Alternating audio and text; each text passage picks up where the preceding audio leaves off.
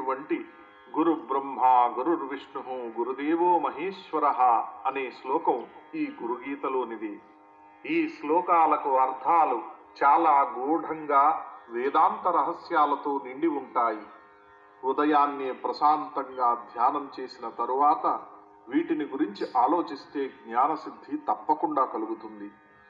అలాంటి మహిమాన్వితమైన అద్భుతమైన 27 శ్లోకాలు గురుగీతలోనివి వీలైనంత తేలిక భాషలో తాత్పర్యాలతో ఈ వీడియోలో మీకు అందిస్తున్నాం.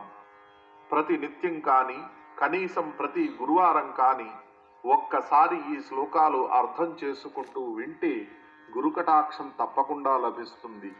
గురువే పరబ్రహ్మ, ఆయన్ని విశ్వేశ్వరుడిగా, దక్షిణామూర్తిగా, శ్రీకృష్ణ పరమాత్మగా, ఇలా మీ ఇష్ట గురుదేవతగా ఏ రూపంతోనైనా సరే అనన్యమైన భక్తితో పూజిస్తే తప్పకుండా అనుగ్రహిస్తాడు, భక్తిని ముక్తిని ప్రసాదిస్తాడు. ఇందులో ఎలాంటి సందేహము లేదు.